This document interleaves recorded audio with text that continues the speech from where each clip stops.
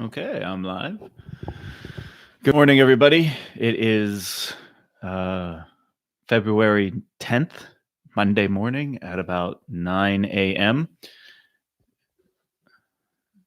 And it's good to be with you all again. I'm wearing this just to check my audio. I think you guys can hear me okay. And it looks like my live chat should be working. So if you're out there, say hello and make sure the live chat is working for me. Because last time we did this, it wasn't working. So if let's see here. Yes, it is working. Okay, thank you very much. Now we can actually have a decent conversation. Uh, so, quick update on myself. I am uh, just a vlogger living here in China. I'm an English teacher at a college in Zhongshan, China. Ni hao. uh, and if you don't know where Zhongshan is, it's in Guangdong province. Even my friends and family don't really know where it is. It's a city of about 3.5 million people, and it's one of the five dragons of the Pearl River Delta. So I'm right across the bay from Hong Kong and Shenzhen on the west side of the bay. Uh, it's one of the lesser known cities in the Pearl River Delta, even though it is 3.5 million people. It's a heavy manufacturing city, and it's also the least populated city of the whole area. And it's in between uh, Guangzhou and Zhuhai, which is the neighboring city to Macau. So if you look at the Hong Kong, Shenzhen, Dongguan, Guangzhou, Zhongshan, Zhuhai, Macau, as it circles around the Pearl River Delta. So that's where I am at. And how are you keeping? Is you by Zhuhai? Yeah, I'm near Zhuhai. I'm in Zhongshan, in what's called the Torch Development Zone, is where my school is. It's a manufacturing area. I am surrounded by factories. It's not a residential area. The village of Zhongjiabian is close to me. It's maybe a kilometer down the road, and that's where I go to the supermarket. There's a McDonald's, stuff like that there. And there is one Walmart in a very sparse mall. But other than that, there's nothing here. My college is a polytechnic college, so a lot of engineering, some software engineering. Also has other majors that feed into these factories. So administrative type stuff, foreign trade, accounting, even. And English is a big part of that. So that's what I do. And my students are then placed in the local factories, which is mostly high-tech factories. There's a lot of electronic component manufacturing. There's green energy is a big part of it here. They make lenses here. They make Dell computers here. And the entire area is still shut down. And it's Monday. Now, we've been technically, I guess, in quarantine or self-quarantining ourselves, the whole city, for a couple weeks now. And at first it was just an extension of the Spring Festival. Well, the Spring Festival is over. Lantern Festival was over the weekend, which was usually kind of marks the end of the Spring Festival. And everyone should be going back to work today. However, they've elected to keep the factories closed until I think it was March 1st, which is the same as the schools. The schools have been the opening have been delayed till March 1st. So we have another 3 weeks of this. Now things could change. Things change all the time. And I hope that they do. I hope that they get better, and I hope that business picks up and the economy is restarted, because right now there is zero economic activity in this entire country, other than the supermarkets and occasional person venturing out to go grab a coffee at Starbucks. The restaurants are closed, as you've seen. Their shops in the malls are, you might have one or two shops that are open, but there are no customers. So if you have any questions about what life is like here, I'm happy to pay attention and listen, and let's have a discussion. I want to also focus on the economy in this live thing. Everyone knows about the coronavirus. In fact, there's a lot of, I'll answer your questions in just a second. There's a lot of information out there about what's happening in Wuhan, and a lot of people learning about the coronavirus and what it is. And people have kind of, it's my opinion that people have kind of gotten a little coronavirus fatigue. And so even today, I was looking at my news feeds and everything, and there's nothing about the coronavirus in there. It's the news cycle has kind of moved past it a little bit onto other things, or at least trying to, but we'll see what happens. It's for all of us here on the ground, it's the status quo. Okay, so let's see here. We have WB. Hello. Thank you very much for joining me. Ni hao. Hello. How are you keeping? I'm doing well. Thank you. As you can see, I'm growing my hair. Usually I'm bald, but I wanted to grow my hair out since I'm not seeing anybody or doing anything. I might as well take a look at it. Only you guys get to see it. And my eyebrows are getting a little fierce, but I'm staying healthy. I'm eating healthy. I'm exercising every day. I'm getting a lot of rest. So I'm doing just fine. Do they pay you for waiting? I should get paid because I am a government worker. I'm technically work for the government. I'm a government teacher. So I haven't asked. I kind of thought it would be in bad taste to ask at this time because I am not working. I mean, this is my regular holiday time. And according to my contract, in my holiday time, I do get paid. So my salary is based on, I have an annual salary, and I work so many months during that time. And this is technically still my holiday time. So I don't think there'll be any disruption to my pay, or I'll get paid less. Now, if you work for a private company, that's something you're going to have to work with them. I don't know. There's a lot of articles that are out there speculating that some people, I heard one person was just going to get paid the minimum wage. Some people's contracts have been suspended or even ended because the companies don't know when they're going to reopen, or they're even folding. So it's a fluid situation when it comes to salaries. I will say that there is nobody to process payroll. So it is the 10th of the month, and between now and the 15th is when companies usually process payroll. And because offices are closed, there's no one there to do it. So, and that's typical during the Spring Festival. Either they process payroll before the beginning of the holiday, or they do it after the holiday, or they wait a month for when businesses open. So that's something that each company does on their own. As far as government, today was supposed to be the day when non-essential employees were to go back to work in the local government. Because it's still early, it's only 9 a.m. here on Monday.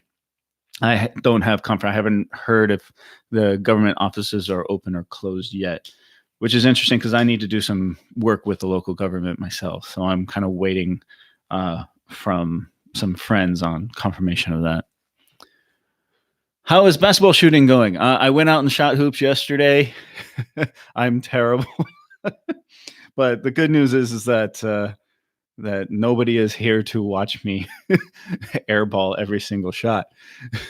But I will say this, because it is so quiet here, when you dribble, when you bounce the ball, it echoes throughout the campus. And so the security guards kind of peek their head around, go, "What's going on? What's that over there?" And they saw it was just me shooting hoops.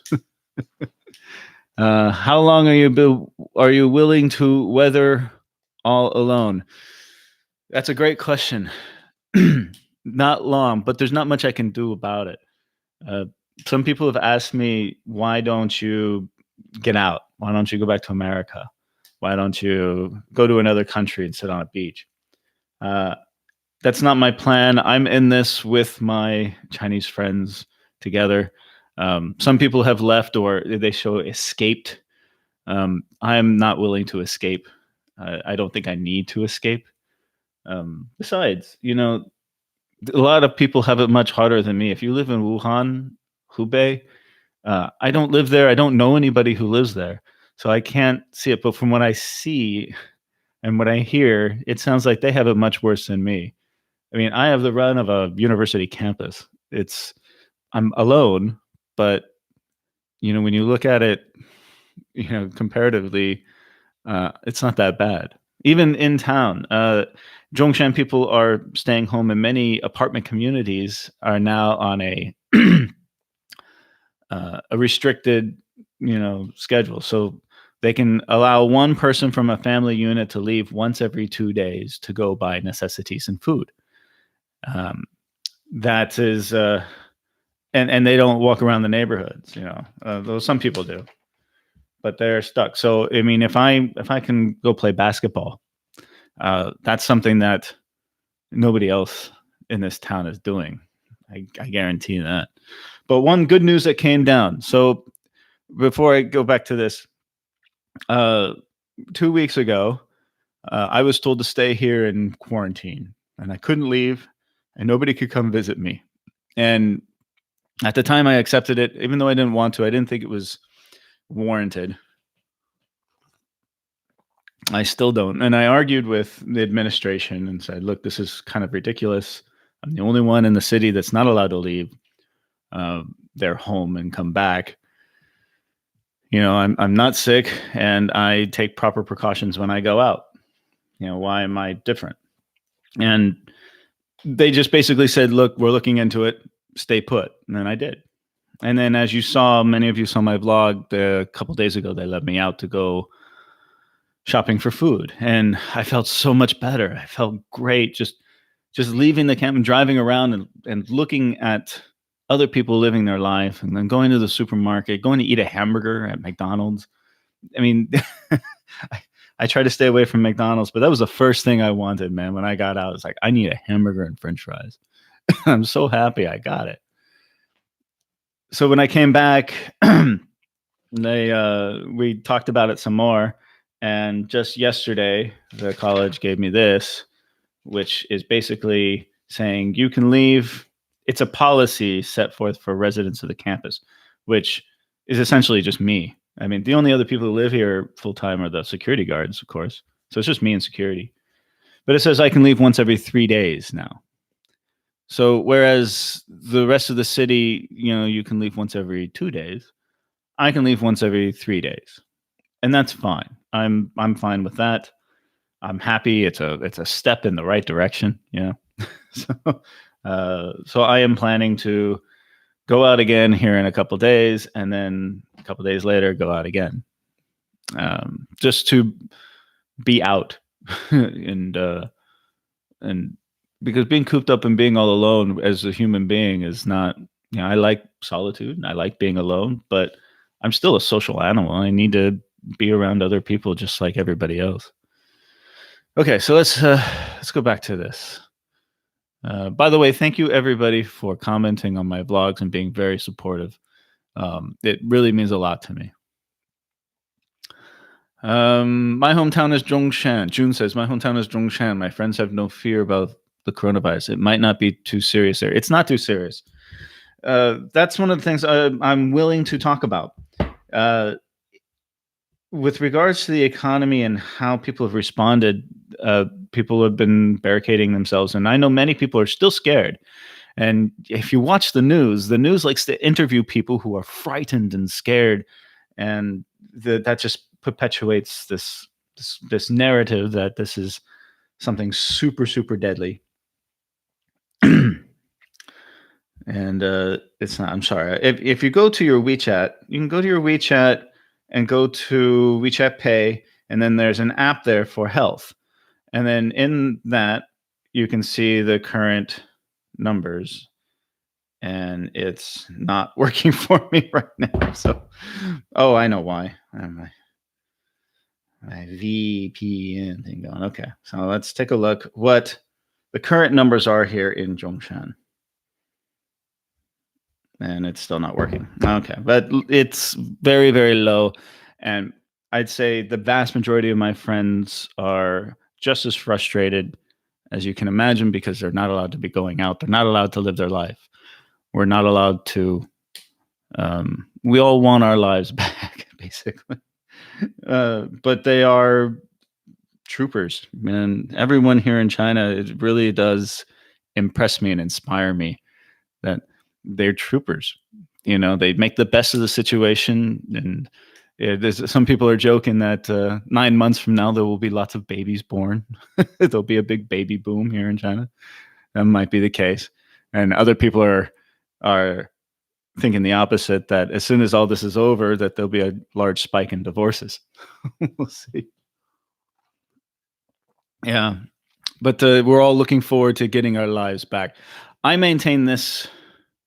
I don't think that this is as serious as the news makes it seem. Um, and we're doing all of this at a great, great cost. A great cost to not just the economy, to people's lives, people's livelihoods. And it's too early to quantify what all that means. But if we run out of questions to talk, I have some articles and stuff that I'm interested to share with you guys. But it's something we need to look into. I don't want to talk about how this started. I want to talk about where we are now and how we're going to move forward with this in the future. So when do you think stores and factories start going again? That's, again, an ongoing process. I'm part of a WeChat group of business owners here and factory owners, and just from what I heard, most factories were supposed to open today, but they've been delayed yet another week. So the 17th, 18th is when many factories are scheduled to start. Then I also heard March 1st for other factories. But if you are deemed as essential to the economy or essential to the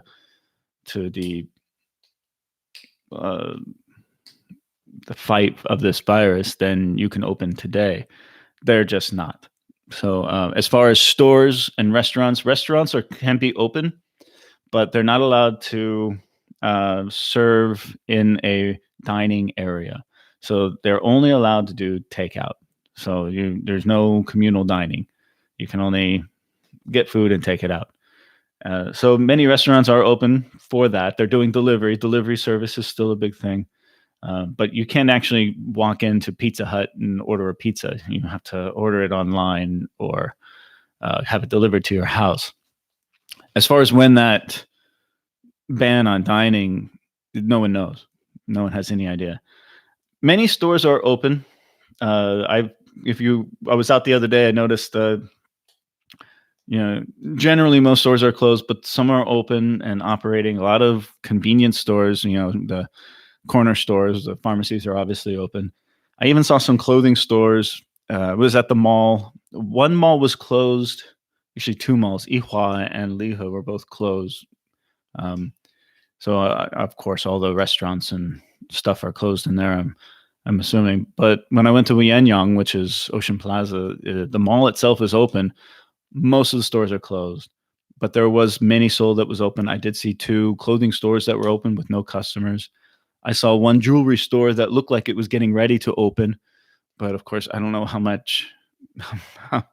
many diamond earrings they're going to sell during this time.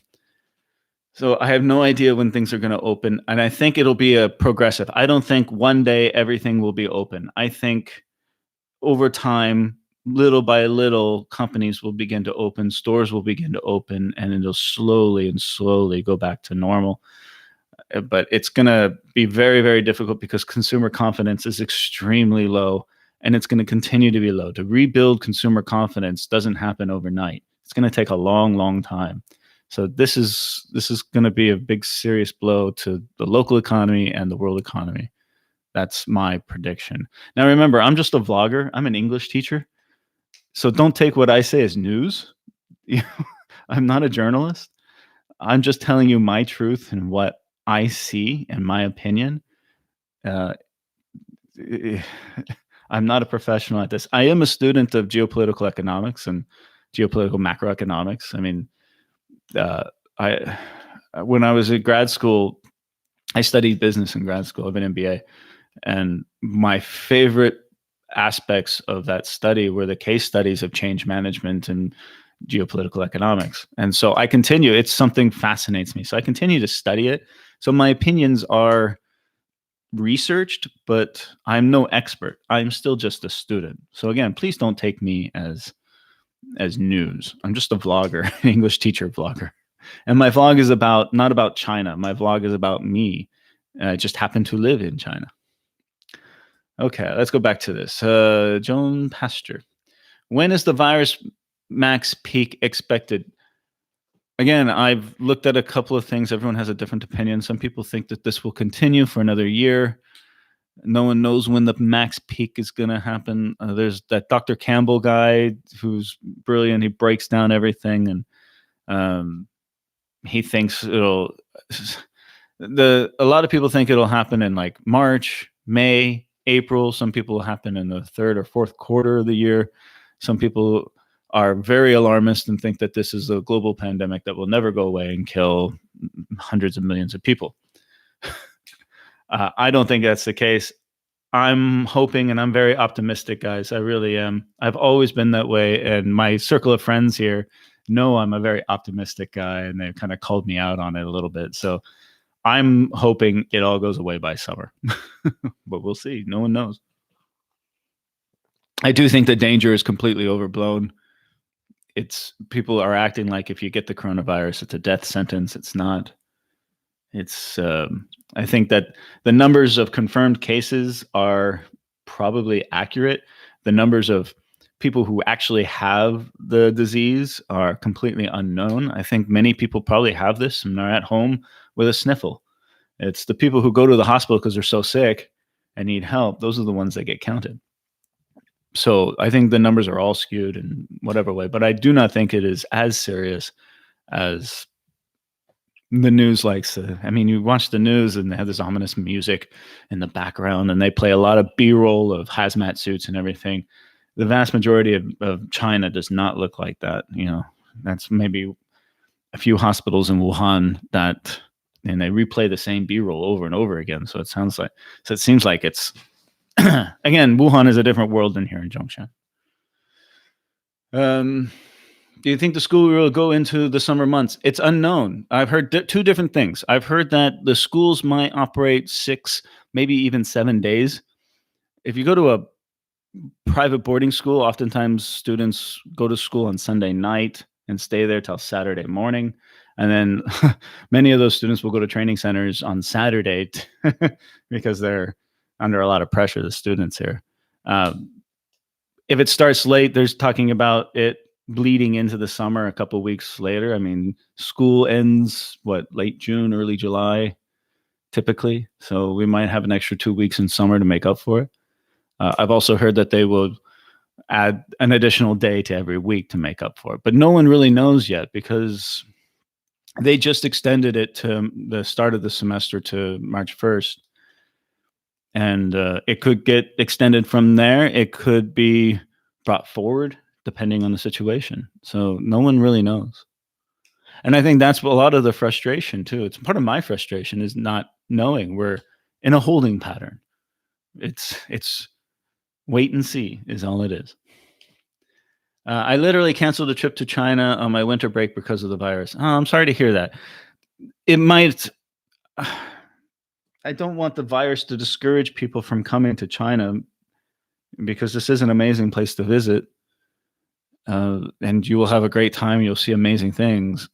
But the virus is not what you should be scared of. I think if you came here, nothing would be open because everything is shut down. I mean, the movie theaters are shut down. The restaurants are shut down. All tourist attractions are shut down.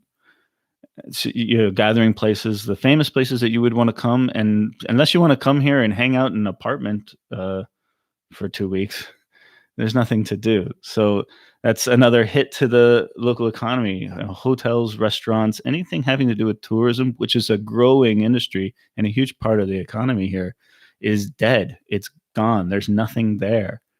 I can attest to that. I saw it firsthand. And And as a former hotel manager, I know how financials work and projections and revenue management and everything. And I understand, staffing, and it's going to be hugely detrimental to that industry. It already is, and it's going to take a very long time to rebuild. And I'm very sad about that. So you not coming to China, that's a personal decision. It's not unexpected, because if you came here, you wouldn't have anything to do. You wouldn't have the same experience that you were probably hoping for, I should say. Do you think the school year? Oh wait, no. Good day, Rojo. Hi, Max. I'm sure many could possibly run out of money without income to buy supplies. Yes. Not only that, um, if you have a business that has, expirational inventory, you have all that inventory, they're just going to throw out. So you lost money there. Plus, you can't buy supplies because the factories are all closed. So you have no income yet. You still need to make rent and payroll, other expenses having to do with all of this. I mean, if you don't have a strong enough credit line, and of course the banks are all closed too, so you can't negotiate with your bank right now. But if you don't have an existing credit line to get you through these times, or if you have any kind of cash flow issues, like many businesses do, I mean, a healthy business is very rare. Most businesses always kind of teeter on this and that, and a lot of businesses fail. You're going to see a lot. And I already know many have gone under, or are planning to shut their doors, or not planning to reopen, because not just their inventory and cash flow, but also workers. The factories here, look, the factories here in Zhongshan, many of them have migrant workers. And I say migrant, they come from other parts of China. And that's when, during the Spring Festival, the whole region empties out because everyone goes back home. Many of those people will not come back. And the factories here, people think, oh, uh, again, I have a lot of factory owners, and they say that finding qualified workers is, even with a country, a big population like this, is still difficult. And their capacity is often determined, their manufacturing output is often determined by how much labor they can actually get. So they're always looking for new labor.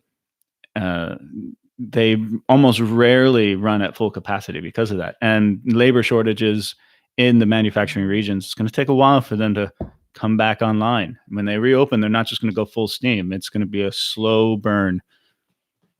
Again, these are my opinions. The limitation is only allowing one person of each household to go out per day. This has not been executed thoroughly, though. That's true.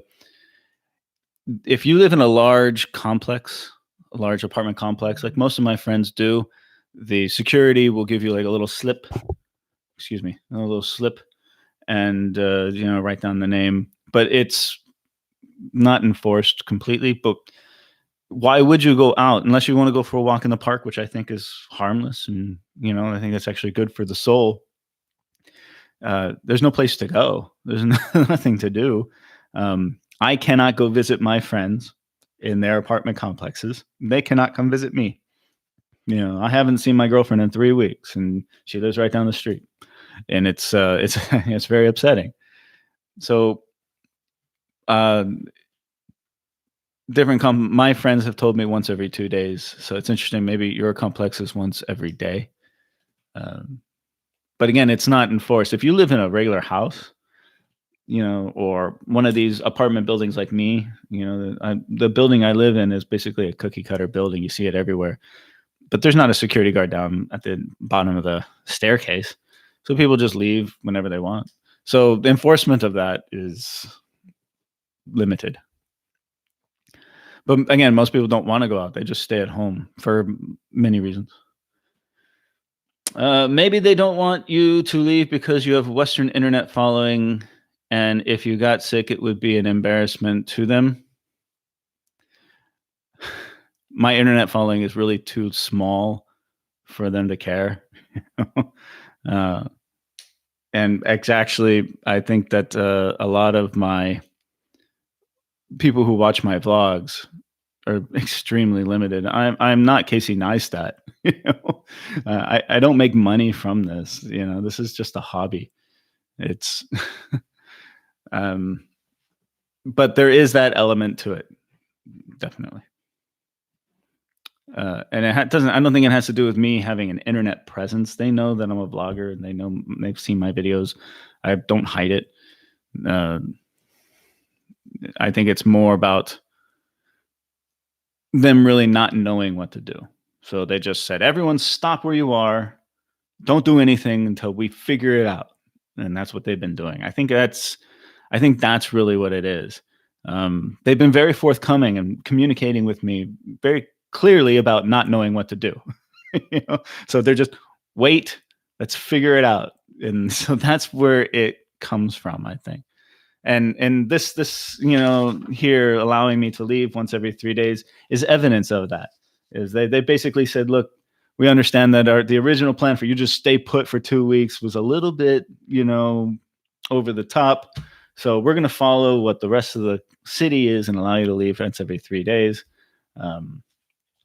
And then I think this will slowly get better and better. Soon it'll be once every day, and so forth. At least that's what I believe. There's crisis coming for the small size business premises, getting a lot of pressure if you own a business here. I agree, Max. Again, I know many small business owners who are struggling, who are contemplating not reopening or have already decided to not reopen. And the stress level from that, of not having a business, not having a steady flow of income to support their families, is killing them. They're very, very stressed about it. And when the economy does open up again and people in the factories come online, there are going to be many, many people who don't have a job.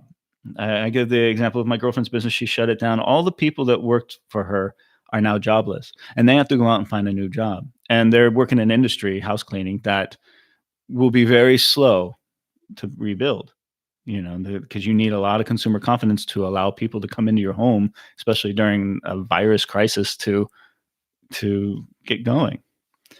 So that's just one example.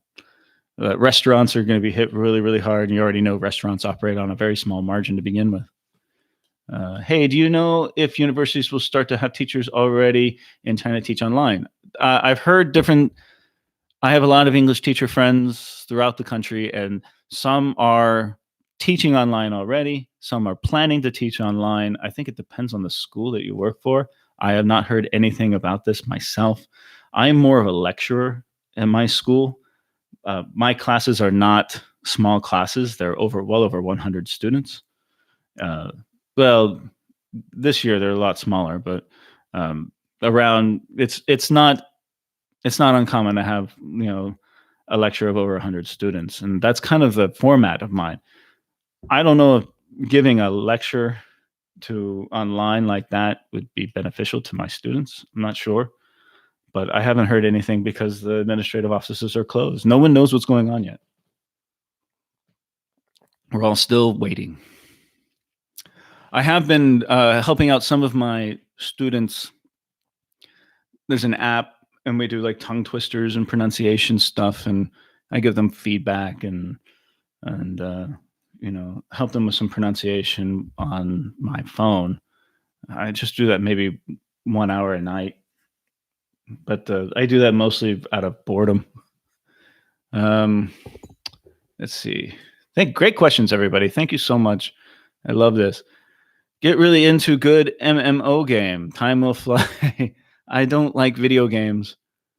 Let me clarify that. I love video games, but if I start playing with them, I'll get addicted, and I can't be addicted to video games. It's a time suck. So I don't want to do that. I mean, that's why I'm watching TV. I can't get into Game of Thrones and all that kind of crap because it's just a time suck. I mean, you see how many hours are required to get through an entire TV series, to binge watch Netflix like that. I have better things to do. I don't think universities are starting anytime soon. They won't have physical classes until at least March. I agree. And that's kind of what I've been hearing, get ready, March 1st. The government is advising online teaching. Yes, they are. I think parents are also doing that. I mean, all the English teachers that have stayed here and are stuck at home are all flooding to the online platforms. So there's a mass rush to that right now. I don't like teaching online. It's just not for me. I don't need to. Um, I guess it's a good way to make a little extra money, but I just find it so impersonal.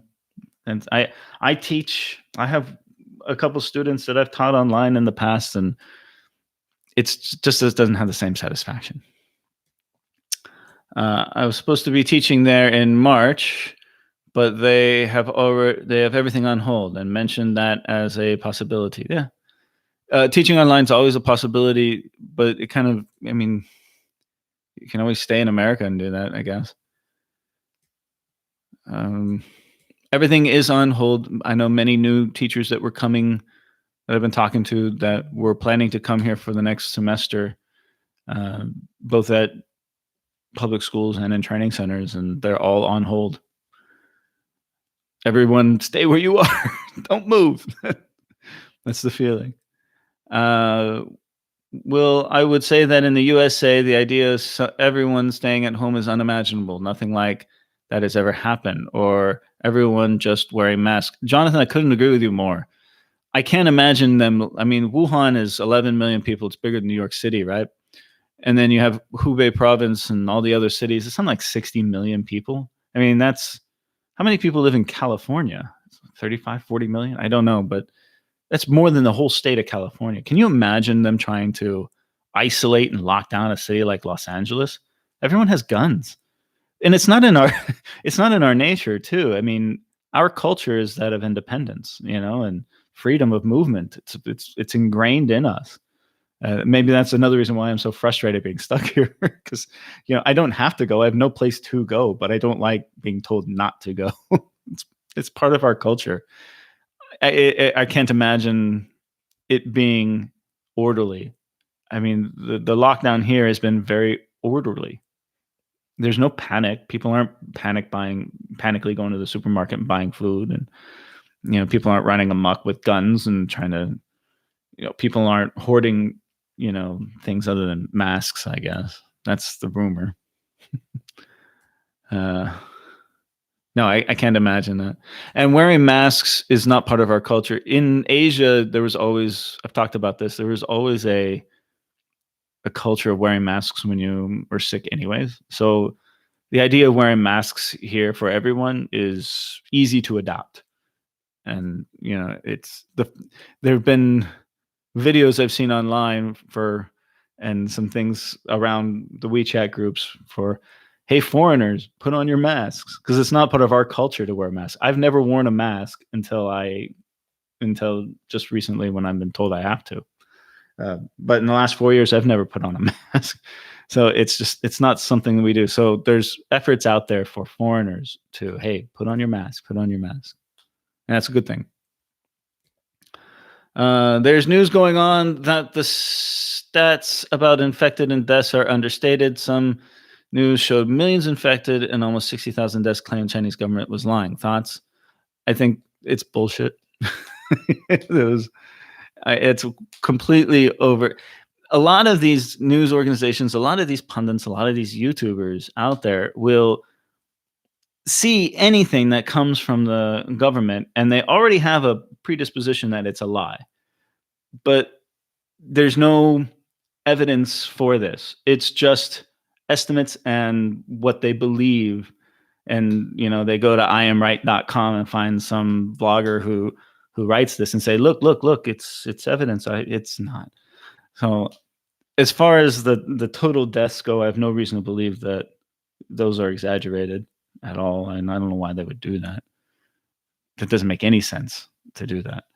As far as the total infected, I think it's fine. There's probably more people. I don't know if there's 60 million or millions that are infected. I don't think it's that much. But I do think it's more than their confirmed cases, which you see online. There's definitely a lot more people sick. But again, I think most people just have a sniffle. They have a mild case of this, and then they get better. Their immune system, because they're healthy, fights the virus naturally. So Again, it's not a death sentence when you get this. It just means you're sick. I heard landlords are offering free rent for 2 months to help out their tenants during this difficult period. I've heard different things. I've heard some landlords are offering free rent 2 months. I didn't hear 2 months. I heard 1 month. I heard some are offering discounts. I also know some landlords who are not offering anything because they're retired and their rental income is part of their retirement income, so they can't offer anything. It depends on your landlord. If you're a large company, if you live in a complex and that's owned by a very large management company, then I think chances of getting a discount or free rent as a result of this, or at least postponed rent, because if you're not getting paid this month because your company didn't open and process your payroll, then you can't pay your rent. But when companies do open up, then you'll have to pay 2 months of rent. I've heard that too. I've heard different things. Again, these are rumors. These are the things I hear. They're not confirmed. I am not a news source. I am not a journalist. I am just an English teacher vlogger. Okay. But it's good to have these discussions. Morning. Used to shopping at Lihe Plaza. How long you take to go there from your campus?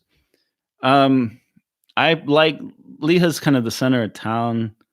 It's kind of always been the place that I gravitate to. I just prefer the restaurants there. There are 2 supermarkets there. One is kind of a posh supermarket. Another one's kind of a little less money, but just as good. I think the produce and everything is fine there. Anything and everything I need as far as clothing, shopping is all at Lihe. It's all in one place. Plus my favorite coffee shop is there. It's about a 30 minutes. It's 30 minutes on the bike, a little over 30 minutes on the bus, 30 minutes by drive. So it's about 30 minutes to get to Lihe from me. Do they do contact tracing in China? Meaning, do they trace who infected persons had contact, notify those people? If a restaurant employee got sick, would they? I'm definitely 100. I'm not 100% sure, but it would make sense, especially in a city like Zhongshan, where we have what last I saw, it's less than 50 people have it. So our resources here in this city are not at capacity. In fact, many of the nurses and stuff have been dispatched to Wuhan to help there. So they're moving resources around the country to where it's needed.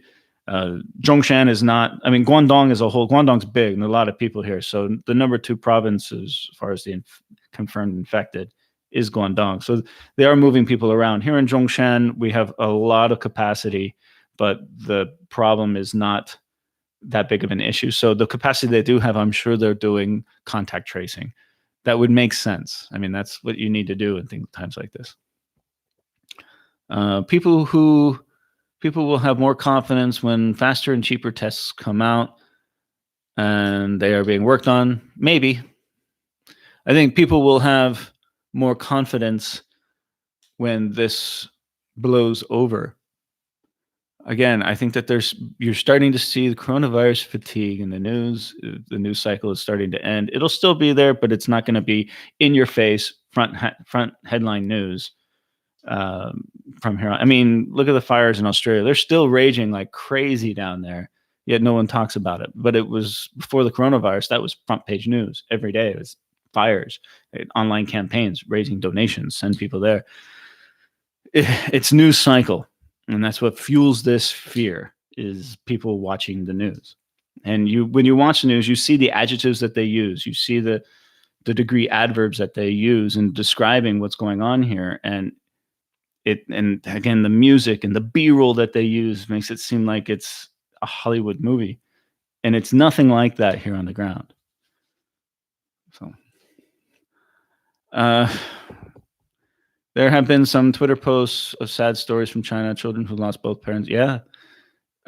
Behind every death is a human being that has a family, and some of them are just heartbreaking. I mean, Dr. Lee was completely heartbreaking. The one that got me, you see, it was so cute. There was a nurse and her daughter was off and her daughter's crying. I miss you, mommy. I miss you, mommy. And the nurse is like on the other side of a barrier, trying to hold her hands out, saying, I'm giving you a hug.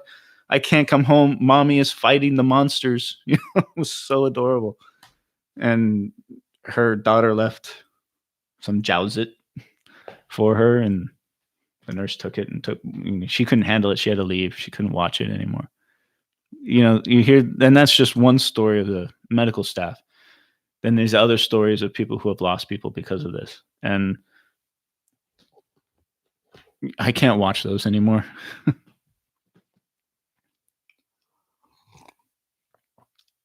Our schools set up to do online classes. Many of the private institutions are and if they're not, it's very easy to set that up. There's already software that you can, off the shelf software that you can buy to to do that. It wouldn't be hard to do online classes. The problem with online classes is I don't think it's as effective as live classes.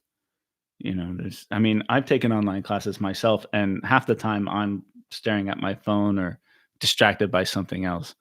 So I don't think that they're quite as effective, and I like being a student. I like going to class. If I'm in class, I'm engaged. If I'm sitting at home in a comfortable chair in my underwear, I'm not as engaged. The US government pretty much said they felt China lost control of the virus. Did they say that? I don't remember them saying that. It's a virus. Can you control a virus? Every movie theater in the country. I don't know if it's every movie theater in the country. I know every movie theater here in Zhongshan is closed. It wouldn't surprise me if all of them are closed, and not to mention, I think the film companies kind of pulled the release dates because they realized nobody's going to go. And so they release a movie, no one's going to watch it. So they pulled all the release dates and postponed it to when the theaters actually open up again. And again, even then, I think that they will postpone the release dates even further, because if the movie theaters open tomorrow, you would have very few people going to the movies because everyone's still really scared. It's going to take a long time to rebuild the consumer confidence as a result of this. Would China shut down their manufacturing and schools, risking their economy for the virus that is not that serious? Yes. Again, all eyes are on China and how they are dealing with this.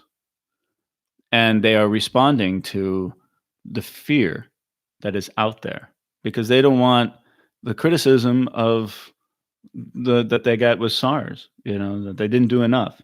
So in many ways, I think they make it a calculated risk and said, we need to overreact. And I'm much better with them overreacting than underreacting. So yes, I do think that they would shut down the factories and the schools for a virus that is not that serious. We know it's not that serious now.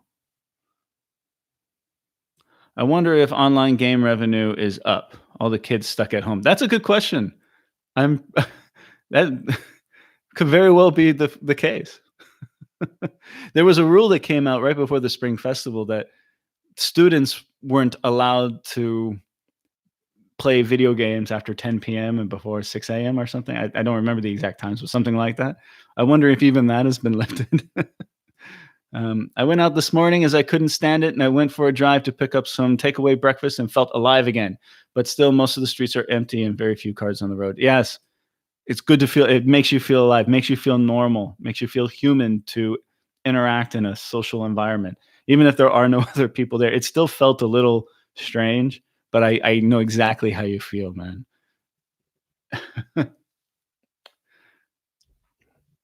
Again, people are staying at home because they're still so scared of this thing. The government could, and that's another thing. Think of how frightened people are by this whole issue, and it's not going away tomorrow. It won't go away next week. This is going to be with us for a long, long time. And we need to come to some kind of normalcy to get people comfortable with going out of the house. I told a story about like my friend was going to bring me food. He's going to go shopping, bring him food, and his wife wouldn't let him do it because she was so scared. So this is going to take a long time to get out of people's heads, or at least get people to understand and be more comfortable with living with this in a part of our daily lives. It's just like any other infectious disease out there. We live with it every day, and we're going to have to live with this every day until it goes away. Um, Getting people to understand that and get comfortable with that is going to take a very, very long time. So the economy is not just going to boom. The Chinese economy is very resilient. It's very elastic, but it's not going to jumpstart tomorrow and everything will be back to normal. This is going to take, it's going to be a slow burn. It's going to be a slow grind to get it back up to speed. It's going to be a lot of work. It's going to be a lot of headaches. There'll be a lot of false starts, you know, and because this has never happened before, there's going to be a lot of mistakes made. So everyone needs to be patient with what's going to happen when life begins to go back to normal here, which I believe it will, even if the virus is still out there, which it will be. It has to come back to normal, but it's going to be very slow. And people are going to criticize the government. They're going to criticize people for all the mistakes that are going to be happening in the future. But no one's ever done this. These are all lessons learned. And it's kind of I was talking with a friend, it might be even a good thing, because we're learning lessons now. So when the big super bug really does hit, we will have a better understanding of the decisions that we're making and the consequences of the decisions that we're making. So there's good and bad coming from this, as there always is when we learn lessons. Okay. The government could offer a line of credit to keep businesses from crashing. They are doing that for some businesses. I know that they've injected a lot of capital into the stock market. I think it was the stock market. I don't know. There was a huge cash in, I can't remember the word now. God, my business mind is all kind of screwed up. God, what is the word? I can't remember. The government is aware of the challenges ahead for the economy. And when the markets opened up last week, they saw it was like an 8 or 9% drop. And they knew that was coming, and they were ready to inject capital into the markets. And they're going to have to, they're already talking about offering not just credit lines, but actual money. Here's some money, inject money into businesses. So especially the state-owned businesses obviously will be just fine. But the Chinese government has a lot of pressures as it is. Even before the coronavirus hit, there were a lot of pressures within the economy itself that they were dealing with. This is the last thing they needed to deal with, to add this to it. She should start a disinfecting business. I talked to her about that, but she doesn't know anything about that. That's not her thing. And she's so distraught about losing it that she's still just trying to wonder what she wants to do now. I'm stuck on campus as well. Yeah. There are worse places to be stuck. You hear about the two cruise liners, one in Japan, one in Hong Kong, and those people are stuck. When you see those stories, which are terrible, you don't feel as bad about being stuck on a campus. The thing that I did not like was just being alone. I don't mind being stuck on a campus. It's fine. But after about the 9th or the 10th day of having zero human interaction, it was starting to get to me. And I was so excited when they told me I can leave. I was jumping up and down. It was great. What do you need to become an English teacher at university in China? Did you do a PhD, master's, and years of experience? The minimum requirements for teaching at a university are the same as they would be at a training center or any other for teaching English. I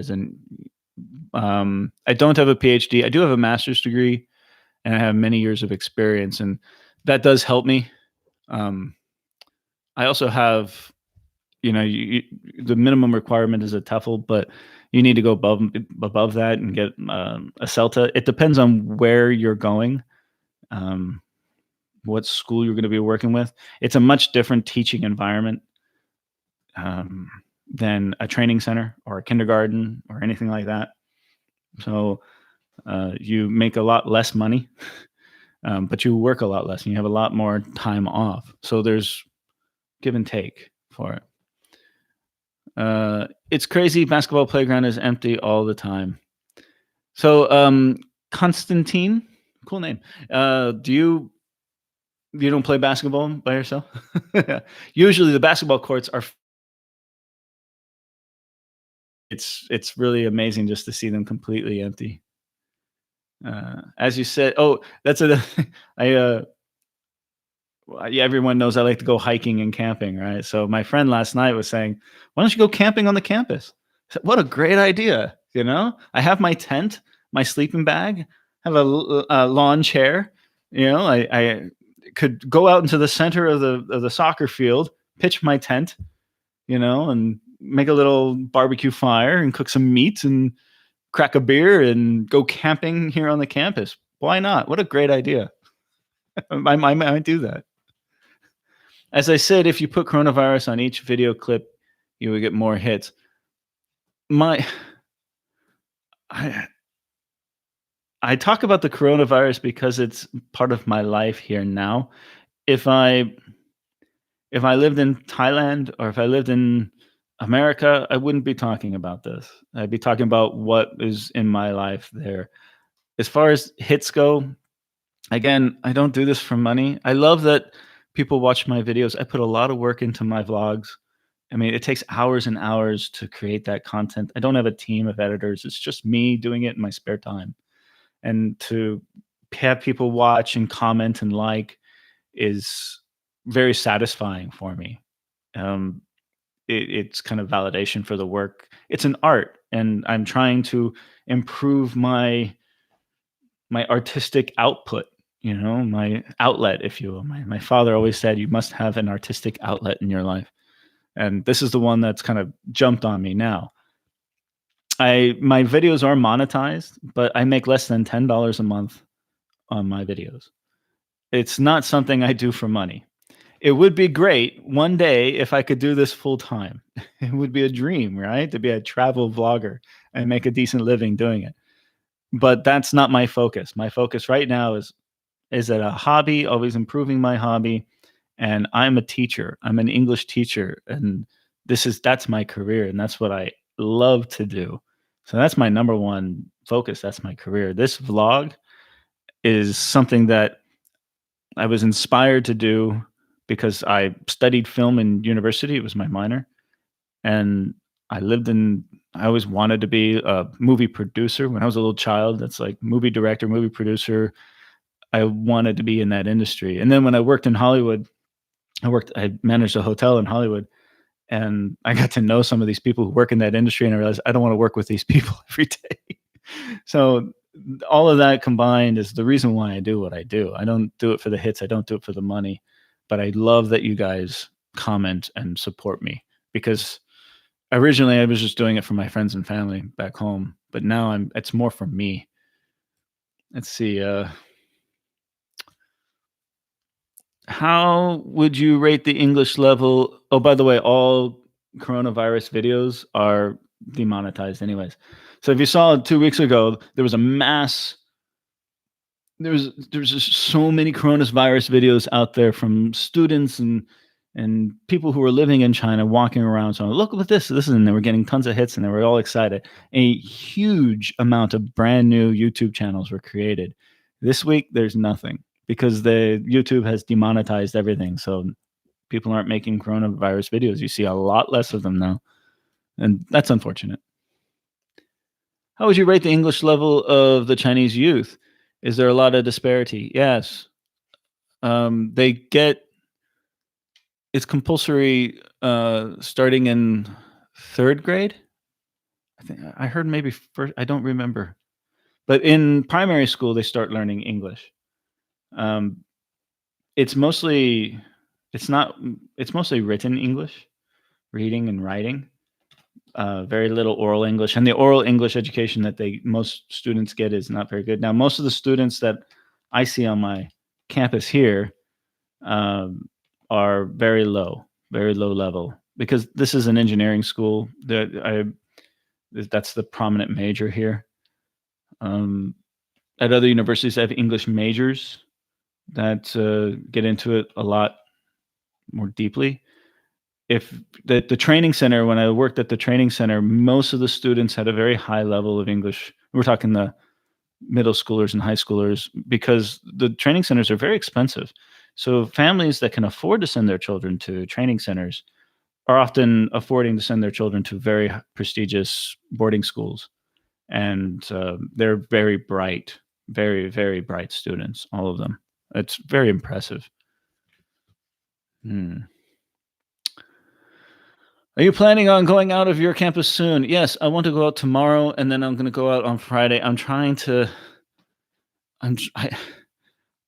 Friday is Valentine's Day, and I'm trying to make a date. I haven't seen my girlfriend in 3 weeks. It'll be 4 weeks since I've seen her. We talk every day, obviously, but uh, we were talking about we need some sense of normalcy in our lives, that we just don't live our life. And it's not just me, many relationships out there, many friendships that are used to seeing each other a couple times a week, colleagues and everything. We're living all of that through WeChat. Everything. It's video calls, it's group discussions, it's sharing, you know, food recipes and look what we ate today. It's all being done virtually. So to have that one-on-one face-to-face contact is not happening in almost all of Chinese society right now, and there's a huge hunger for it. So I don't know what we're gonna do. We can't go on a date. You know, I can't invite her over here to cook dinner. We can't go to a movie. We can't go to a restaurant. So we were just talking about, let's just go for a walk. Let's go for a walk. We'll get a milk tea and go for a walk, and that will be our Valentine's Day, just for a couple of hours, because that's all we get. That's all we're allowed to have. And we have to plan it. We have to like plan it. Okay, you're going to be allowed to come out of your community at this time on this date. So I will try to plan that time so that I'll come, and then we can just go for a walk in the neighborhood for a couple hours, and that'll be our Valentine's Day. And that's not just me, that's everyone in society right now. Um, what the Chinese government is doing, in Chinese words, translates to suffocated the virus. The virus could be alive only under condition of continuing transmitting from one person to another. Yeah. I mean, that's what they're trying to do. Some people think it's too much, it's an overreaction. Some people think that it's too late, that it's already spread beyond the point of containment. No one really knows. You guys know my feeling on that, so I'm not going to beat the dead horse on that. Um, but everyone knows quarantine and isolation is the best way to stop spread. That's common sense. So that's what they're doing. The rate of death and infection would be evident in the 30 some odd countries around the world if the actual numbers are being downplayed. Maybe. And it's not just around the world, but within China itself. You know, if you look at just Hubei province, it looks like the world is coming to an end.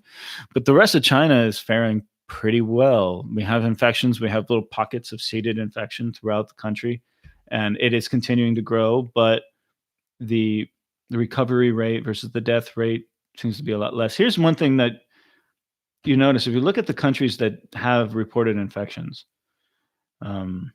And they track those, and they're usually very solid countries. You're talking Singapore, Japan. They have excellent healthcare systems, but there's not a single country from Africa on that list. And it's got to be there too, because so many people travel to and from Africa from China. There's a huge symbiotic relationship between the two. And if it breaks out in Africa, I don't know if they have test kits there, if it even be reported. So no one knows. No one knows for sure the exact number. I don't think people are lying. I don't think people are trying to hide anything. I just think people don't know, and they're reporting what they do know. So let's see. If we can stop the transmission path, could be controlled just like SARS. Difference is SARS is much more deadly but less transmissible. This one is highly transmissible but less deadly. Maybe. It's definitely less deadly. I think that's a fair assumption to make. As far as transmissible, maybe. I mean, SARS was new. They've learned a lot of lessons from SARS, and they are implementing those lessons in the reaction to this. Um, it does seem to be a lot more people are infected, so you can assume that it's more transmissible, but there's really no one knows. Yeah, that's why so many died in H1N1 flu. Yes, H1N1 was a nasty, nasty thing. My coworker just got H1N1 flu. Got me nervous. I have a coworker who, when I shared my vlog, told me there's an old coworker back in California, back during H1N1. I think it's called the swine flu, right? He said he had it, and it was a nasty flu, and he was very, very sick, but he lived and he did just fine. But the stigma, the fear that came from his family and friends when he did get it was the hardest thing for him to endure. Chinese economy will get back up to speed really soon once the government says so. Just like how the whole country pretty much switched off because the government says so. It wasn't that the government said to switch off and that's why it switched off. It was already Spring Festival, so the country was already switched off because of the Spring Festival. And the government just said, look, stay switched off, stay home. And by that time, there was enough fear and anxiety in society to where everyone just said, yeah, that makes sense. I'm just going to stay home. So the government didn't tell everyone to switch off. When the government says, okay, everyone switch on, I mean, businesses want to start now. There's a lot of frustration in the business community. They need to start the economy now. And the government is saying, wait, not yet. Slow down. We're going to start these here. We're going to start these here. We're going to start these here. They're trying to make the plans as we speak right now. And those plans change as the situation evolves. But the economy won't turn back on overnight.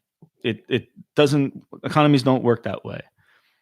I mean, this is you can yeah, it's a socialist government, but the economy is extremely capitalistic, and capitalism doesn't just turn on right away. It's going to take a long time for these businesses, retail, everyday mom and pop shops to rebuild their customer base. It's going to have lasting effects, and not just here in China. It's going to be lasting effects throughout the world because supply chains are completely disrupted as a result of this. iPhone production is off, so you might. I don't know if you have a shortage of iPhones. There's a lot of iPhones out there, but you might have a shortage in replacement parts. You might have. I know that Hyundai and Honda and Toyota and I think even GM, they source a lot of their parts here from factories in China, and the assembling plants in in other countries are offline because they can't get the parts from the parts plants in China to the assembly plants. So,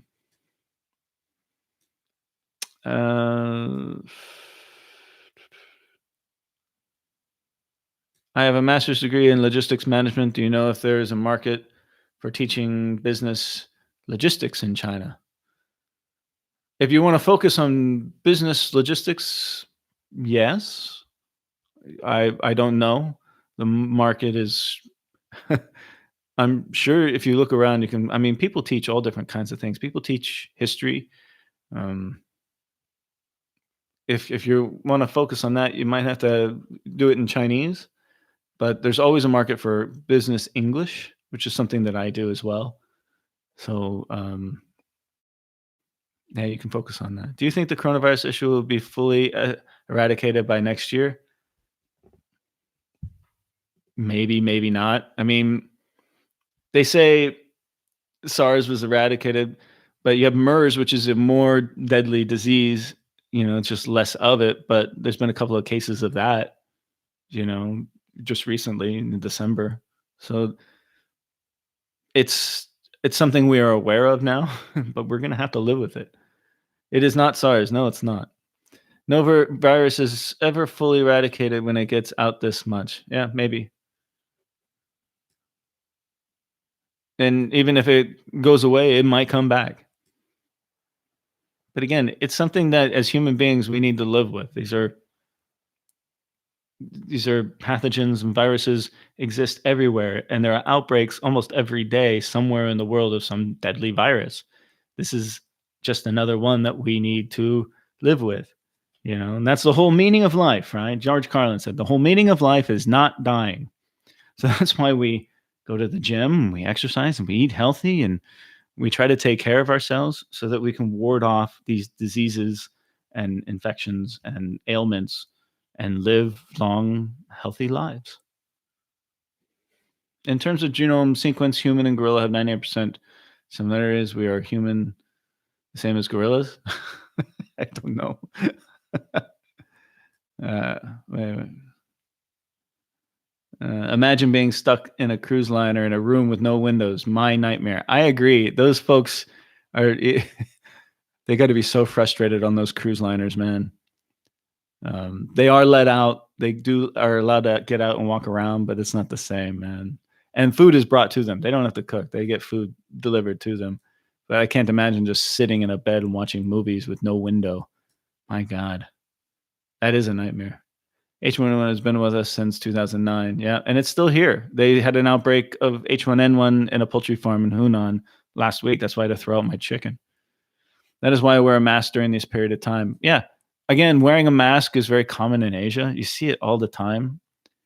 In the West, it's not. You go to work, someone has a sniffle, they're coughing and sneezing, they're not wearing a mask and they're spreading germs. And that's another reason why teachers, whether it be kindergarten teachers or university teachers, are always sick because children go to school when they are sick.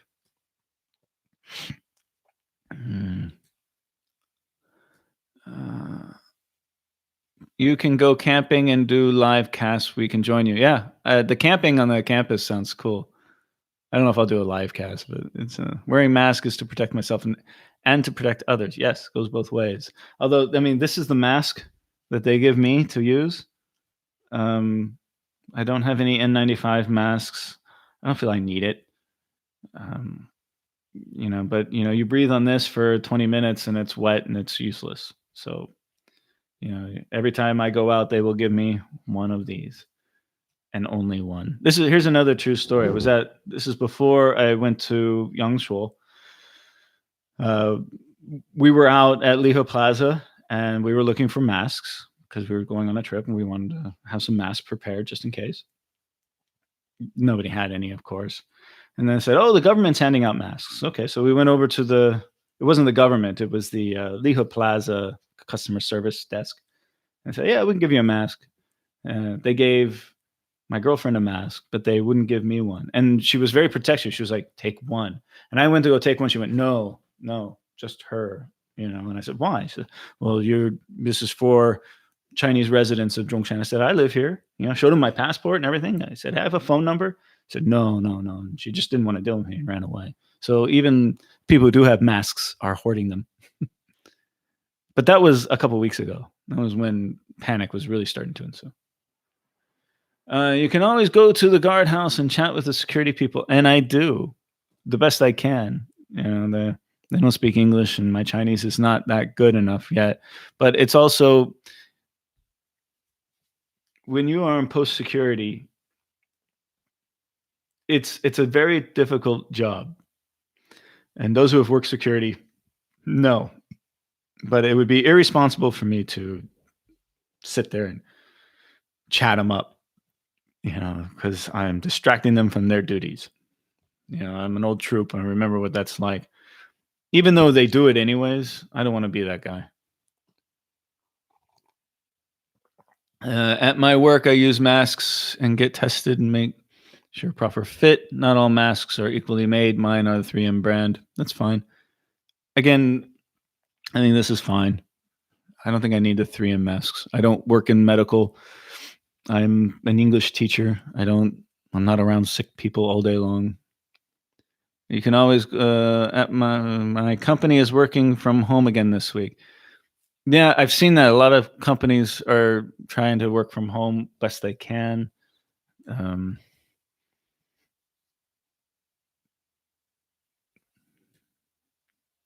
It is possible for a normal student to watch English language TV or YouTube for practice.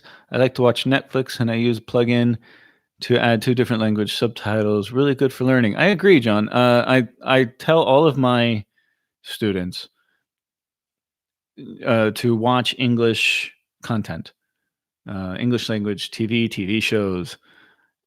The more you are, especially, you know, English teachers know. And when I first started teaching English, I didn't realize this, but it took a friend of mine and to really put it into my head that listen or language skills begin with listening skills. So the more you listen to a native speaker or any kind of input, reading, uh, listening, then you can mimic that. And it's a big part of language acquisition is consumption of the language itself. It begins with that. So I tell all my friends all my students to consume as much English content as you possibly can. If you have access to YouTube, do that. That's fine. If you TV shows, movies, music, whatever you can get your hands on, just do it. But also, English is an evolving language and it changes over time. And there's buzzwords and cliquels that come from all around the world, and that stems from popular culture.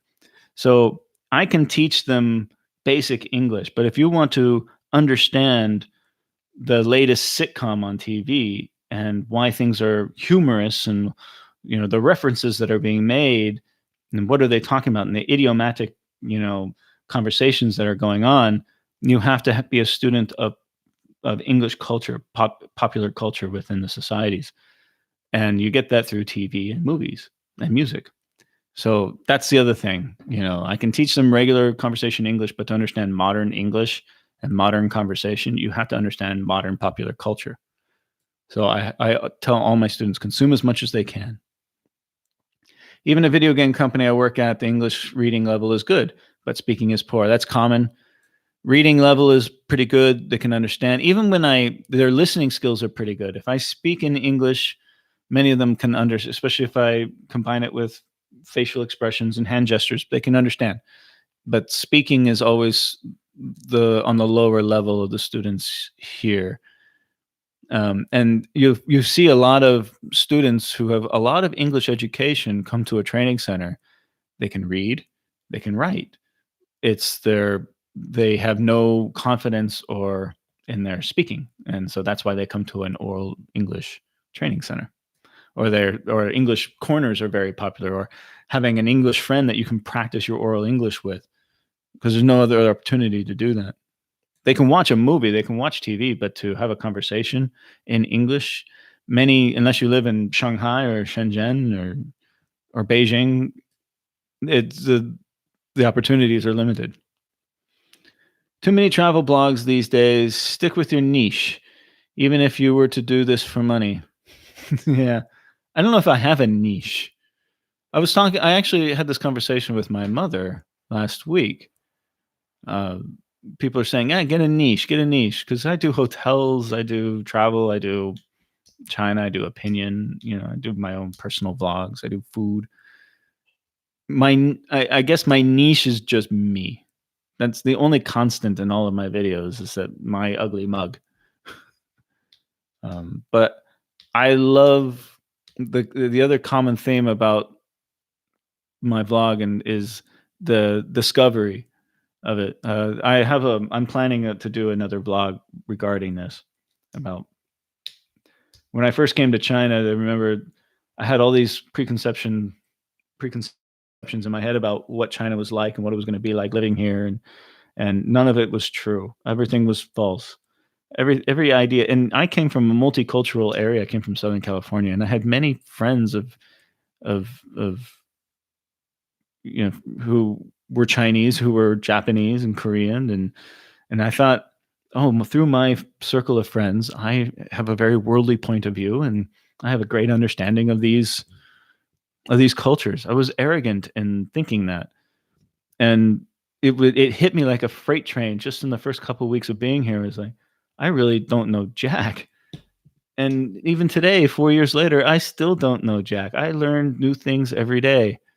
And that's kind of another running theme of my channel and my vlog is it's discovery. It's the walkabout. It's not just walking through a neighborhood. It's the idea of a walkabout is personal discovery and discovering new things. And when I go places, I share it in real time, me learning about this stuff. I I did a walk through a car show a few months ago. And I was just walking through going, "Oh, look at this car. Oh, I'd never heard of this car. Skoda? Never heard of Skoda before." And turns out Skoda is a giant company from Europe. It's just in my circle, in my life, I had never heard of it or seen it. And one comment said, "Oh, why are you making this video? You don't have any idea what you're talking about." This, I'm like, "Yeah, I don't have any idea what I'm talking about. You are, when you watch my vlogs, you are discovering this along with me. Even the ones where I go to the park and I just talk to the camera and spill my guts. That's me just discovering it, the own connections in my own head. It's not a script that I've written down. That's the whole idea of a walkabout.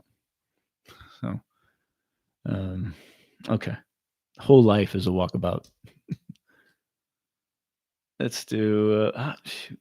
But if you keep trying to get more comfortable talking to you and they remember, that's true. I am staying on campus, but I don't have a basketball.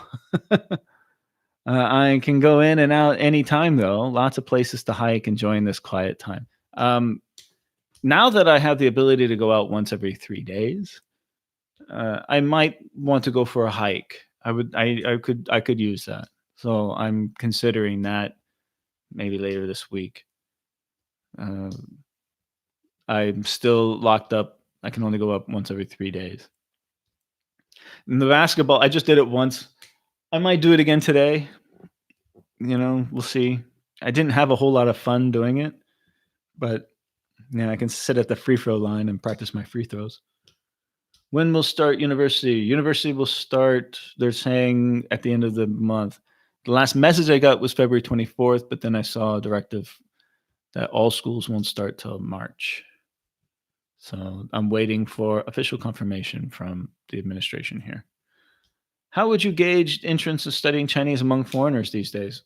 Um, Very good, actually. It's very rare that I come across a foreigner who's living here or wants to live here a long time who's not studying Chinese one way or the other.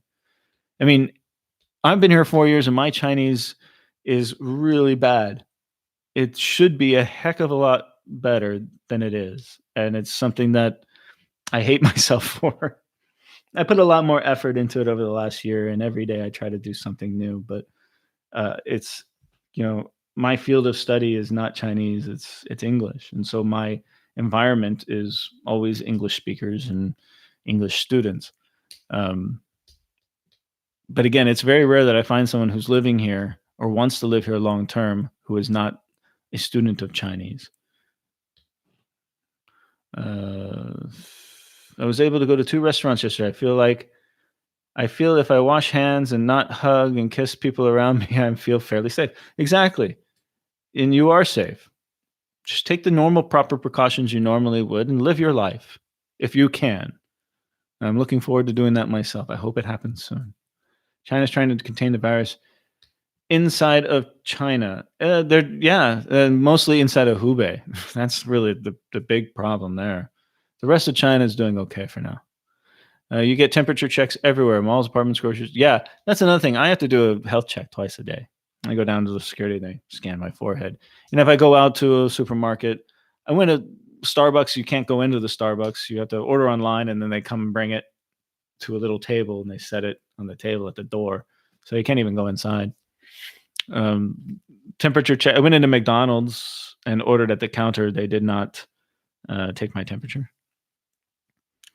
But yeah, all the supermarkets, temperature checks everywhere you go, coming and going, apartment communities, and let's say I did get sick, not with the coronavirus. Let's just say I had a little fever or a regular cold.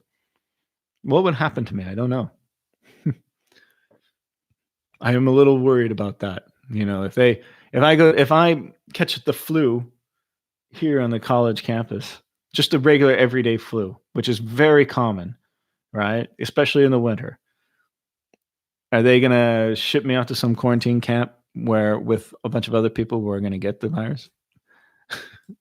That's what I don't want. I just want to be left alone to heal. Enjoy your Valentine's Day. Love in the time of Corona. Poignant, maybe. Our business is suffering for sure, losing a lot of productivity. Every business is. You teach video games. Wow, that's a cool job teaching video games. Every business is suffering. There is no business. The economic activity here is zero. The only ones making money right now are the supermarkets because they're the only things open. Yeah, McDonald's and Starbucks are open. Many restaurants are open and doing delivery, but I guarantee they're doing it at a loss because restaurants operate on a thin margin to begin with, and the customer base is so small right now. They're definitely operating at a loss. Mm, and they're also operating short staff. They have minimal staff. So the people who work there, who are hourly workers, have less income and therefore less disposable income to spend when businesses do open up. So when businesses open up, no one's going to have any money to spend at these businesses. This is how things fall into recession. Like N1H1 flu, it comes back every year. Yes, it does. And we have vaccines for the flu, yet it still makes a huge impact on the society. Even if vaccination levels are relatively low in America when it comes to the flu, I get it. It's what, $20 shot at any CVS or something, right? It's easy to get, but very few people actually do end up getting it. And so that's why you get a lot of sick people. Practice your Chinese with security guard, and I'm sure they are bored as hell. But have a chit chat is not going to be a big deal. That's true, and I do. When I go down there, I try to chat them up as best I can. But I don't spend time at the security guard check. Those guys have a job to do, and it's not for me to hang around. What is one thing you look forward to doing once this is over? Oh my God, traveling. You guys know I love to just have like little overnight stays in some random hotel in some random city and walk around, go hiking, go to the movies, live a normal life. In China, you often go out to eat. It's part of the culture here, with your friends, barbecue. God, I miss that. I just miss having a normal life, the freedom to move around and say, "What do you want to do now? You want to go to a movie? Okay, let's go to a movie." Ah, okay, wow. And Sunday, let's do some afternoon tea, and then we'll sit around for half an hour and chat while we finish our tea. What do you want to do now? You want to go home? Okay, let's go home, take a nap. Let's go for a hike. That we don't have. That freedom of movement and freedom of life, we don't have. Nobody has. So, I mean, the example I gave of trying to make plans for Valentine's Day, it's a mass coordination. Well, not a mass, but it's a coordination that we have to get the timing just right, just to be able to go for a walk. That's all we're doing. Yeah, miss normal life. I'm running English Corner in Zhongshan, and I agree with you that I heard from so many expat China that students have great English on listening and reading, but speaking is always something that do they don't do well in. Yes, that is true. Again, I mean, that's why for people who are serious about learning the language, they come up to you on the street and say, "Hi, what's your name? Let's be friends. Let's make a friend." And that's what you WeChat, and they just they they want to be able to interact. They want to use the skills that they've learned. That's my only criticism about English education at the lower levels is they spend a lot of resources and a lot of time teaching English, but they limit the resources available to continue that English practice in real life. There's not many foreigners walking around, third tier cities, um, unless you pay massive amounts of money to go send your child to a training center for 1-2 hours a week. So that's the big disconnect, I feel. Yo, what's up, Holly? Jolly. Do you think 2020 can be a good time to change teaching jobs in China? Many teachers may leave or cancel their trip to China. New opportunities may emerge and you may get better salaries. Any ideas? Absolutely. It's supply and demand. Many teachers are not going to come. They don't want to come, or they've left the job and they don't want to come back, or they can't come back. The demand will also take a hit because less students will be coming to the training centers. But as far as jobs and universities and jobs in international schools and everything, there's definitely going to be opportunity there. And I do believe the salaries will increase as a result. Uh, it'll be interesting to see how what the demand curve is like on that. The supply curve is down. Hey, Tyler, what's up, man? Why did you retract your message? Should have called me if you need some food. I don't need food anymore. I'm good, buddy. How bad is the coronavirus? Not bad. It's not bad at all. In Wuhan, it's bad. The rest of the world, it's blown way out of proportion. Did you think about vlogging on Chinese social media? I have thought of it, but um, again, my goal isn't to get big. My goal is just to have a hobby. I started this as a way of, I mean, when I'm talking to the camera, I'm pretending like it's my mom and my pop and my nephews on the other side of the camera, and then I make the vlogs and I edit them all, and that's a hobby that I'm trying to improve my skills at. So every time I do a vlog, I incorporate some new aspect of editing in it and trying it out and learning. My goal isn't to make a ton of money. My goal isn't to have a huge following. My goal is very intrinsic. Uh, what does teach video games mean? How to make games? It's a good question. I don't know.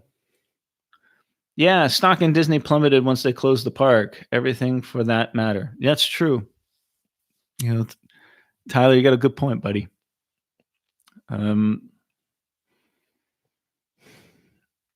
Disney has a huge invested interest in China, and not just in movies, but in theme parks, but in merchandising and everything.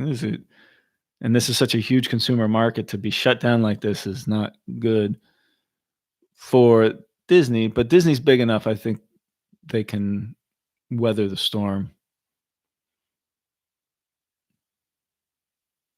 Yeah, when H1N1 broke out and it was a big deal in southern states in Florida, they didn't close Disney World. In my state, flu shot is free. Really nice. Oh, very cool. And there's no reason why you shouldn't get vaccinated there. Welcome to visit Lijiang in Yunnan. And this is all over. I love to hike and can show you all around. Thank you. That is something I want to do, actually. It was something I planned to do during the spring festival. I get like 5 weeks off. I did the Yangshuo thing. That was my plan. I was going to do a couple of days in southern Hunan province hiking around. And then I was debating Beihai, but then I was like, I don't want to go Beihai. Let's fly to Kunming and then drive up to Dali and Shangri-La and Lijiang. And that's what we were planning to do, but everything is closed. So, I don't want to make that trip when everything is closed and I can't see anything. That was really depressing about Yangshuo. It was interesting in its own right, but it was really depressing that I couldn't do anything. I was out last night with my family, celebrate parents' 60th anniversary. Wow, congratulations. 60 years. Sure, it would be hard not to be able to do things like that. I've seen many, many videos of people celebrating birthdays at home, with limited cake, no friends, and, iPads and phones with, video live streaming of all their friends all around them. And that's life here now.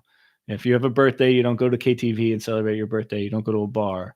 You sit in your living room at your coffee table and you have your laptop, your phone, and your iPad, and everyone's live streaming your friends, and then they all sing happy birthday to you via WeChat.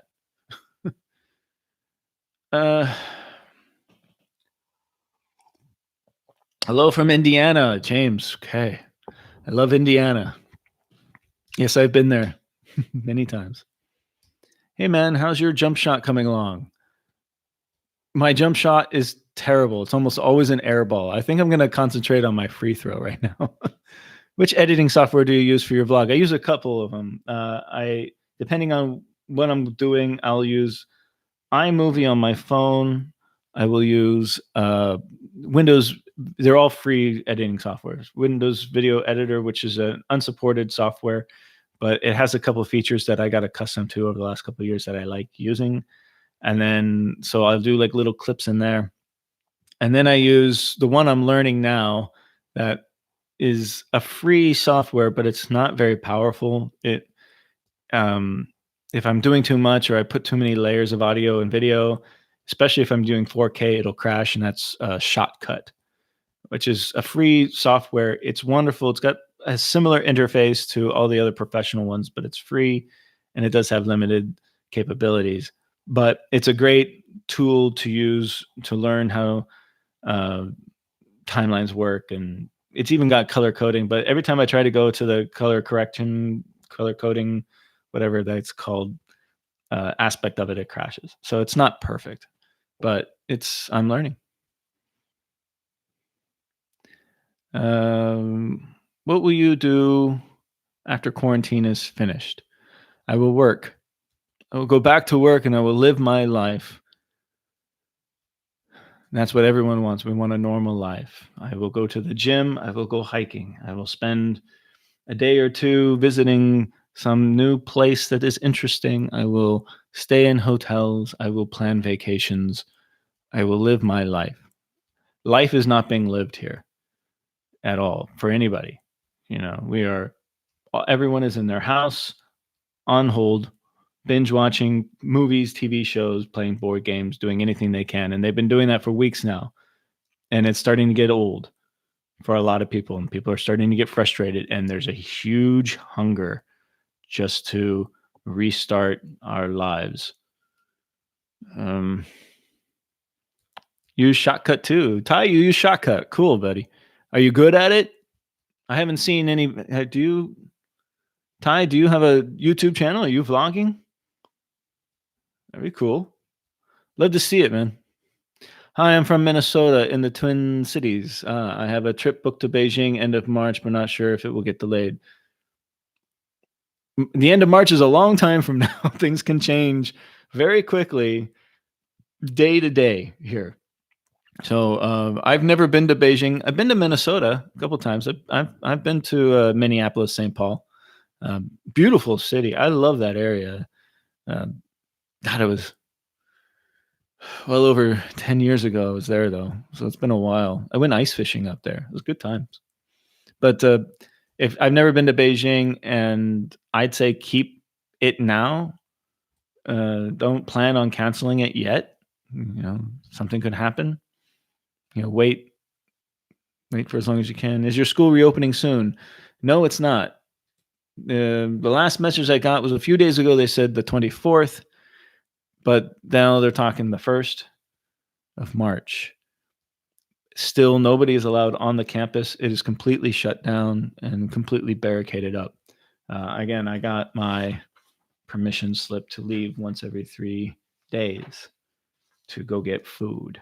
And that specifically says to purchase necessities. So, where do you usually go hiking in and around Zhongshan? Any great places you recommend, even if I know most of the places are shut? Wuguishan is the most popular one. I still trying to discover. I have Shito was a recent discovery I made a couple months ago. You saw my hiking and camping on Shito Mountain in Zhongshan. That's the trail, and there's many dirt trails that branch off from that I'm going to go explore, because most of the trails are utility access trails, and they're a combination of concrete and dirt, because there's utility lines and everything going all throughout the mountains and in and around the city. Then I want to go deeper into Wuguishan. There's a couple of forest parks that I haven't discovered enough yet. So it's all south of the city. There's a very small mountain range between here and Zhuhai that I want to explore every inch of, and I've just scratched the surface. And then there's also places in surrounding areas. Up in Foshan, there's a couple, and out in Jiangmen, there's a couple I need to learn. Shitoshan, yeah. Any other expats teaching in your college too? Seems like you are the only one in your college. Otherwise, some quarantine buddies. Haha. There is one. I have a colleague. He's from England. He has been here for many years. he was on holiday in Thailand when after the term ended. He took off to Thailand. He likes to, backpack through Southeast Asia, and he's a big temple guy, and he loves to explore all of that. Really, really interesting guy. And he had plans to come back this week and start getting ready for the term, but his flight to Macau was canceled, and he doesn't really want to come back here and be quarantined on the campus like me. So I'm continued to be the only one here. There's no other faculty here. He went back to England, and he's there until a plan is made to bring him back. There's no plans right now. Okay, very good. Any other last minute questions, people? Thank you so much. I've been talking now for an hour and 40 minutes. This has been wonderful and very good for me to have this interaction with all of you. And I appreciate you taking your time. And there's more. Hold on.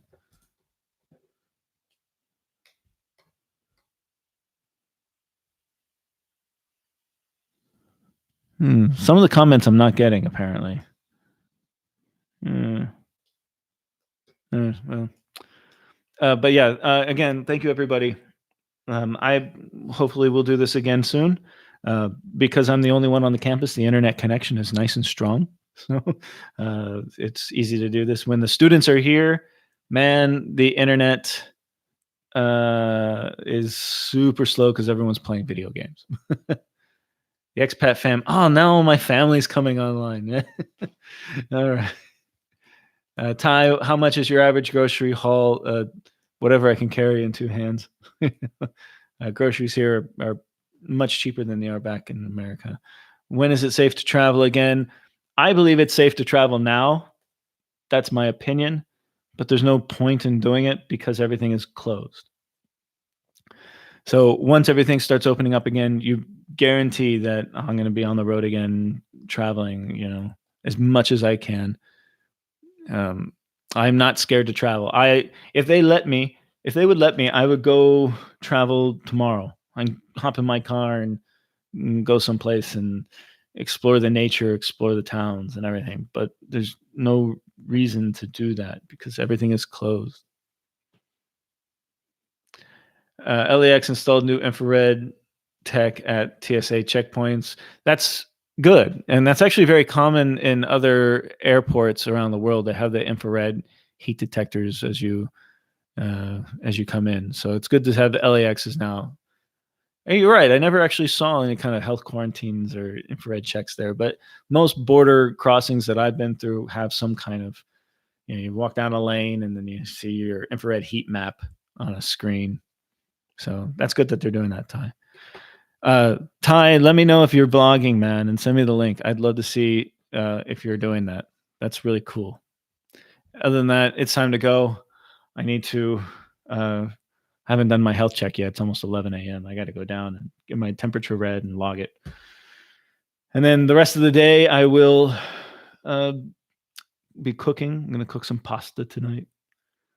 I will probably hit the basketball court again. I will take a nap, and I am binge watching all of the James Bond movies. I'm on Never Say Never Again, which is the strange Sean Connery one from the 80s.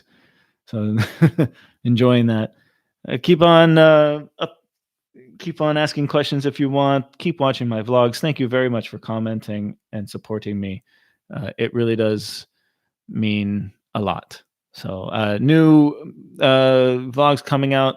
I have nothing. I have one accumulation of restaurants here in Zhongshan that I'll be putting up probably tomorrow morning. And I hope you all stay safe and happy out there. Thank you all very much. Bye-bye.